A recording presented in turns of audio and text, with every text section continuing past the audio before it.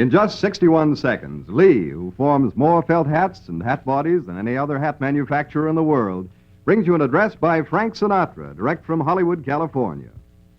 For over 60 years, Lee has been making headlines in the hat industry by producing hats of flawless quality, by creating remarkable innovations that have appealed to men of many generations. For example, the Lee pre-shaped hat, a modern and exclusive idea that is more than welcome to well-dressed men everywhere. It enables you to buy a good-looking hat and to be sure it will stay that way for keeps. Here's how. The crown of your pre-shaped Lee is correctly creased in advance by experts at the Lee factory. Its smart lines are blocked in permanently. You can push it out of shape all right, accidentally or otherwise. But here's the difference. A light touch of your fingertips and it springs right back into shape. Lee hats, pre-shaped or regular, are styled on Fifth Avenue and made in colorful Danbury, famed for its generations of skilled hat makers. DREW PEARSON has invited outstanding Americans from all walks of life to speak on this program while he is in Paris covering the peace conference. You will hear Frank Sinatra, General Omar Bradley, Bill Malden, Jimmy Cannon, and Eric Johnston. Obviously, Lee does not agree with all the views of each of these men, but Lee does maintain that each has the right to speak his own views whether they agree or not. And now Lee brings you an address by Frank Sinatra, who believes with DREW PEARSON that we must all work, fight, and give to make democracy live. Frank Sinatra, speaking to you direct from Hollywood. How do you do, ladies and gentlemen? This is Frank Sinatra. I consider it a very great honor that DREW PEARSON asked me to help fill this time while he's covering the peace conference in Paris. We need good reporters like Drew at every peace conference so that we at home get an honest picture of what goes on and why we need so many conferences. Let's pray that at the one now being held in Paris, the men conferring handle their jobs with the same professional understanding and wisdom that we know the reporters possess. I'm not a reporter, nor am I a very heavy thinker, but like everyone in these United States, I've got a right to say my say. And like all of you, I enjoy saying it. So whether you agree with me or not, please hear me out.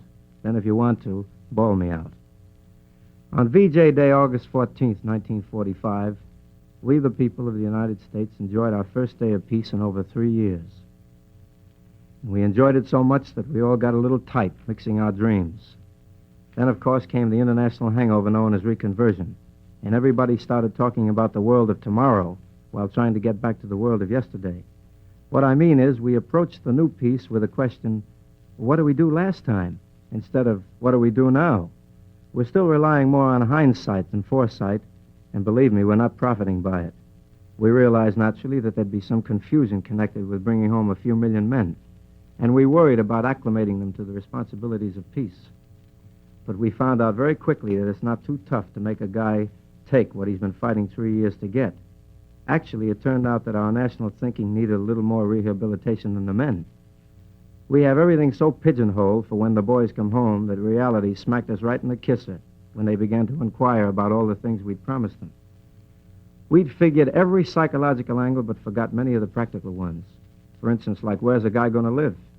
We'd arranged for every man who came home from the war to get his old job back, but we didn't bother to think about how men grow up in 3 years of war. This made it possible for an office boy who rose to the rank of captain to return to the mailroom and take up his old duties as vice president in charge of going down for a can of coffee. Of course, I can hear someone saying that this man can go to school under the GI Bill of Rights, but the fact that before the war he was working and not going to school indicates a necessity to earn money or a disinclination to go to school. We have all seen for ourselves that even with all of our very logical arrangements, many a man who survived the war has been very badly hurt by the peace. It's pretty tough on a guy to realize that what sounded like the milk of human kindness in the Pacific is just the same old pap when he gets back to Athens, Tennessee. And he's bound to be a little resentful when he sees and hears what's going on and gets it smacked between the eyes that too many people think the road back means back up or back down instead of backbone. We haven't had much backbone since VJ Day, 355 long days ago. We haven't had much backbone in the handling of our affairs here at home. And we've shown nothing like the same willingness to throw all of our resources into maintaining the peace that we showed about winning the war. When it was victory we were after, no man's greed was allowed to stall the machinery. And, brother, we're beginning to hear just how greedy some of those guys were. No man's greed was allowed to stall the machinery that would enable men to sacrifice their lives for freedom. Yeah, plenty of people profited by the war, and now that the sacrifices have been made, and the profits banked, many of those same profiteers are making it tougher and tougher to achieve a real understanding between races, between nations, and between faiths, which was what men were dying for less than a year ago. Where is the peace those men fought for? Why is it still lying on some conference table? Mostly because we haggle and bicker and barter over doing what we know to be necessary and inevitable. We squander time, we try to cut corners, and we cater to the strongest selfish interest instead of taking the same definite, forthright action to guide the peace that we took to achieve it. We let the people fight for the peace, but we won't let them own it. Let's examine this peace. What actually have we achieved? The very intolerance we fought so bitterly in Germany grows almost unchecked here at our own home. Our governor is elected in the state of Georgia on the platform of white supremacy, in spite of the fact that he did not receive the majority vote. And the distinguished senator from Mississippi insults the Constitution of the United States almost every time he opens his mouth by belittling people of every color, nationality, and faith. In a country that not one full year ago fought for 4 freedoms, freedom of speech, freedom from want, freedom from fear, and freedom of worship, Negro men are being lynched by carefully organized mobs on probably phony charges for very minor crimes. Their wives are being shot, and violence, such as beating to death, is being exerted upon other members of the Negro race. Believe me when I tell you it took plenty of intestinal fortitude, that's guts, for DREW Pearson to go down to Atlanta 2 weeks ago and let the Ku Klux Klan have it right between their dirty laundry. And the fact that the Klan members have the effrontery to boo Pearson should be proof enough for anyone that they think they can muster plenty of strength. I'm sure they can, too. But I got news for you. Their strength is not the strength of a lion. It's the strength of a skunk. It's not a fighting strength. It's a contaminating strength. The Klan is an organization in which every member avowedly stands for everything the United States Constitution will not stand for. But the Ku Klux Klan can't be fought by legislation. You can't fight ignorance with laws. The Klan can't be eliminated by making it illegal either. And it certainly can't be wiped out by legislation calling for race equality.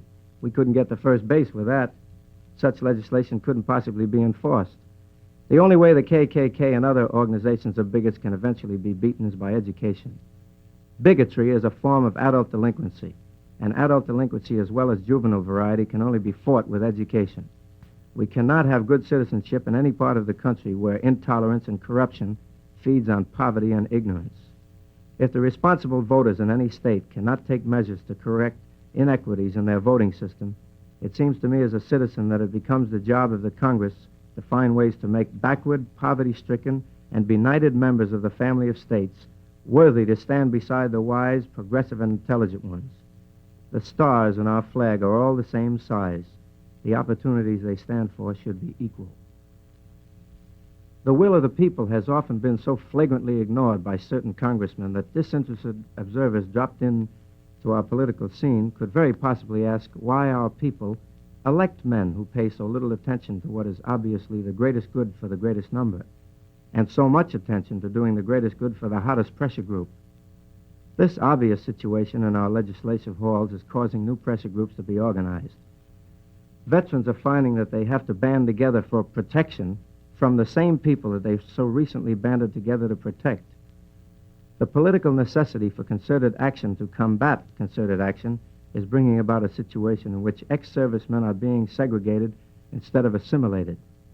Labor has to flex its muscles to match management's maneuvers, and the consumers are growing poorer and poorer, sending wires to their congressmen.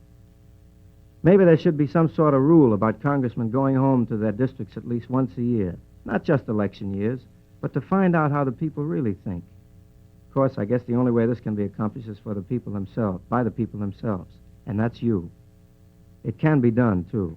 Congressmen rely on your votes. If the man you vote for doesn't reflect the way you think, tell him so. Never hesitate to make your wishes known to any member of your government. That's the only way it can function properly in your behalf, by knowing what you want and by understanding the depth of your determination to get what you want. We citizens don't seem to realize even now, after 16 months, that the only way we can get what we want is to go after it ourselves. Because 16 months ago in Warm Springs, Georgia, we lost the man who always fought for us. Franklin Roosevelt, whose name I mention with indescribable reverence, never allowed himself to lose sight of the fact that a nation is never stronger than the will of its people.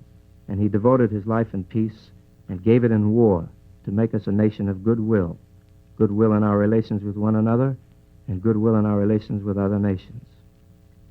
I suppose it's only natural that a man like Mr. Roosevelt, who did so much for so many, should be disliked by so few. And it seems thoroughly unnatural that those few who sometimes had to give a little so that the good things of this world could be fairly divided continue to nurse their bitterness with such snide persistence.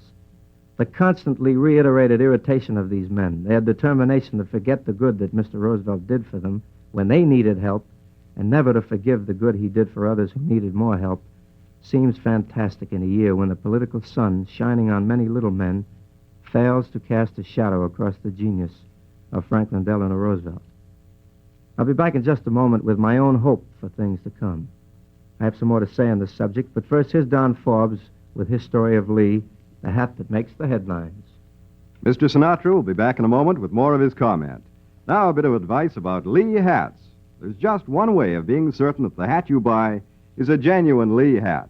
That is, to make sure that the name Lee is stamped in the inside leather headband. It isn't a genuine Lee hat unless it bears the Lee label. Lee, the hat that makes the headlines, presents a variety of correct styles for every occasion. Right now, your Lee hat dealer calls your attention to a wonderful array of open-weave Panamas. These astonishingly lightweight Lee hats are airy as a breeze rustling through a treetop, cool as a brook running through a meadow. Many men prefer the clean-cut-looking sailor straw. And if that's your hat, Lee has them, too, with either colorful or conservative hat bands. And now, Lee Hats again presents Mr. Pearson's guest, Frank Sinatra. This is Frank Sinatra in Hollywood carrying on for DREW Pearson in Paris.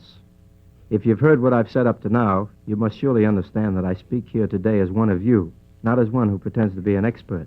I'm no news commentator, and I'm no analyst of world affairs. I'm just a guy who reads the newspapers and listens to the radio the way you do, and talks about politics and the atomic bomb just the way you do. I think it's my job as a citizen to do this. I'm lucky.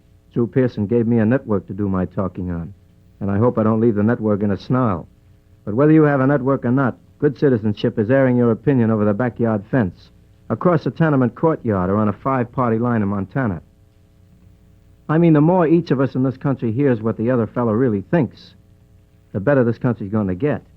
Don't be afraid of political arguments. Mr. Lincoln wasn't. And this nation was founded on the principle and held together by the principle that all men are created equal. What was good enough for Mr. Lincoln should constitutionally be good enough for you and me. Of course, let's not accept every word of what anyone says as a fact, because there's always a little opinion mixed up in everything. I mean, let's listen to what the Republicans have to say about the Democrats and what the Democrats have to say about the Republicans. Let's examine everything we hear and read for the essential truth that must be maintained if our country is to grow in heart and spirit and to prosper. In that one word, truth, lies, I think, the whole future of the human race. The peace of the world rests in our honest negotiations and our honest expression of our aims. In an age when atomic energy has all of civilization covered, it seems the better part of international intelligence to make friends and influence people rather than to make bombs and influence them. No great work was ever done at the point of a gun, and shotgun weddings are seldom ideal. And no great peace will ever grow out of an international fear. So why wouldn't it be better to put our minds to work on the business of growing up instead of blowing up? Thank you, ladies and gentlemen, and good evening. Next week, Lee Hats brings you General Omar Bradley, Chief of the Veterans Administration, the third of 6 distinguished guests invited by DREW Pearson to substitute for him while he attends the peace conference in Paris. Frank Sinatra appeared by arrangement with Metro-Goldwyn-Mayer, producers of the Technicolor musical Holiday in Mexico, and next month returns to the air on his old gold program. This is Don Forbes speaking for Lee, the hat that makes the headlines. This is ABC, the American Broadcasting Company.